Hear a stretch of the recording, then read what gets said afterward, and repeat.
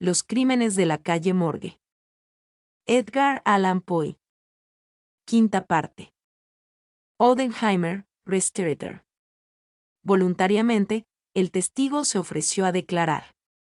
Como no hablaba francés, fue interrogado haciéndose uso de un intérprete. Es natural de Ámsterdam. Pasaba por delante de la casa en el momento en que se oyeron los gritos. Se detuvo durante unos minutos, 10, probablemente. Eran fuertes y prolongados, y producían horror y angustia. Fue uno de los que entraron en la casa. Corrobora las declaraciones anteriores en todos sus detalles, excepto uno. Está seguro de que la voz aguda era la de un hombre, la de un francés. No pudo distinguir claramente las palabras que había pronunciado. Estaban dichas en alta voz y rápidamente, con cierta desigualdad, pronunciadas, según suponía, con miedo y con ira al mismo tiempo. La voz era áspera. Realmente, no puede asegurarse que fuese una voz aguda. La voz grave dijo varias veces, Sacré, Dievel, y una sola Mon Dieu. Jules Mignaud, banquero, de la casa Mignaud et Fils, de la Rue de l'Oreille. Es el mayor de los Mignaud. Madame L'Espanaye tenía algunos bienes. Había abierto una cuenta corriente en su casa de banca en la primavera del año. 8 años antes. Con frecuencia había ingresado pequeñas cantidades. No retiró ninguna hasta 3 días antes de su muerte. La retiró personalmente, y la suma ascendía a 4.000 francos. La cantidad fue pagada en oro, y se encargó a un dependiente que la llevara a su casa. Adolphe Le Bon, dependiente de la banca Mignaud et Fils, declara que en el día de autos, al mediodía, acompañó a Madame L'Espanaye a su domicilio con los 4.000 francos, distribuidos en 2 pequeños talegos. Al abrirse la puerta, apareció Mademoiselle L'Espanaye. Esta cogió uno de los saquitos, y la anciana señora el otro. Entonces, él saludó y se fue. En aquellos momentos no había nadie en la calle. Era una calle apartada, muy solitaria. William Byrd, sastre, declara que fue uno de los que entraron en la casa. Es inglés. Ha vivido 2 años en París. Fue uno de los primeros que subieron por la escalera. Oyó las voces que disputaban. La gruesa era de un francés.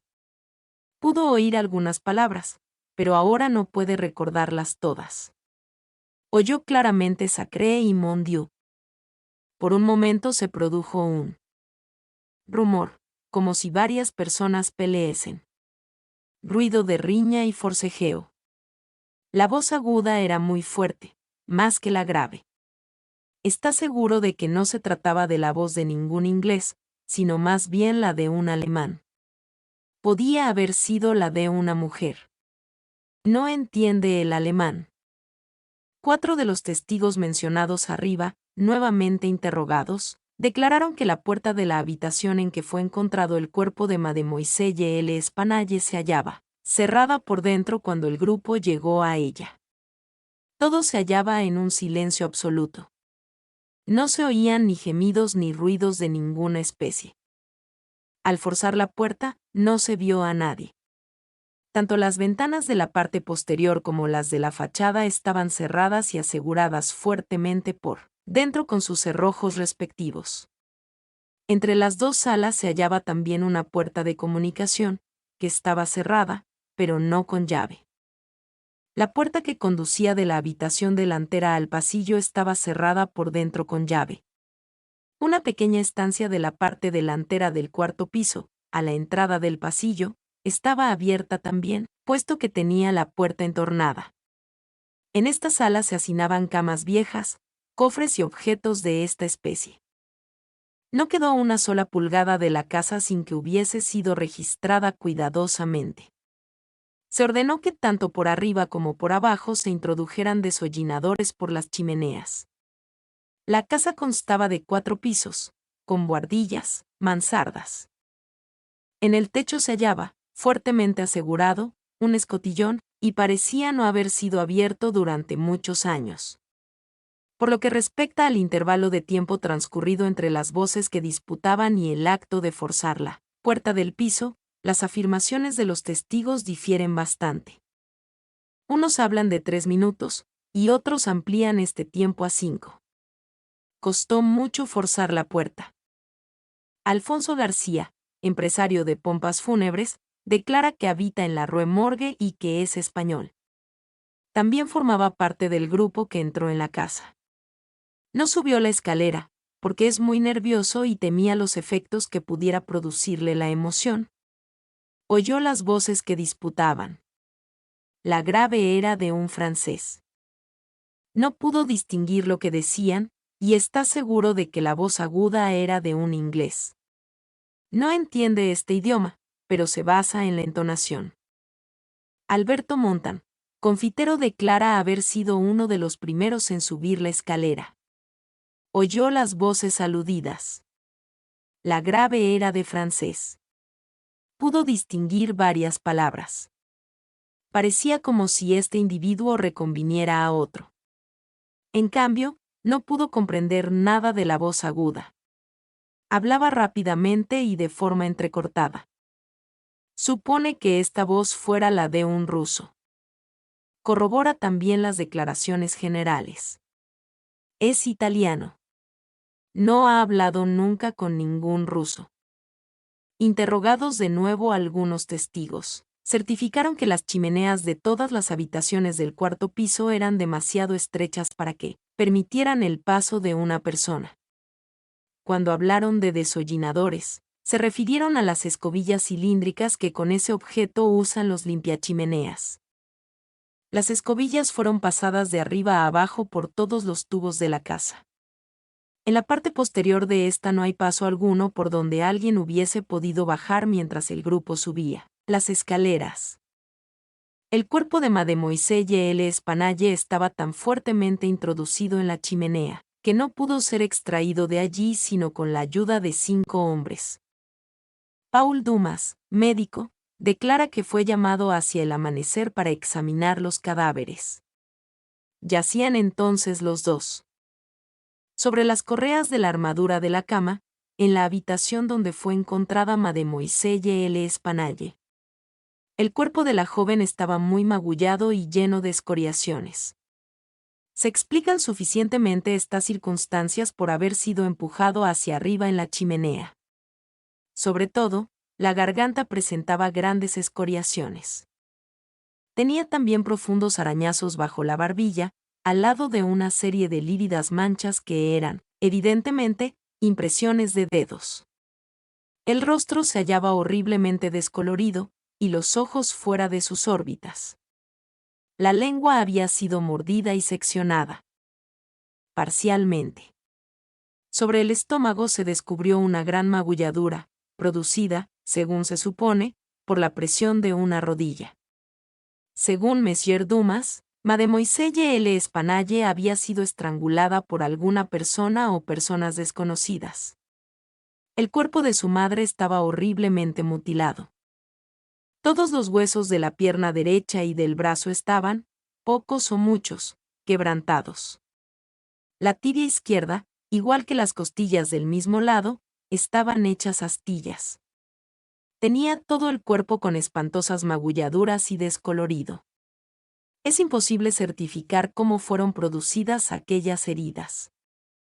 Tal vez un pesado garrote de madera, o una gran barra de hierro, alguna silla, o una herramienta ancha, pesada y roma, podría haber producido resultados semejantes.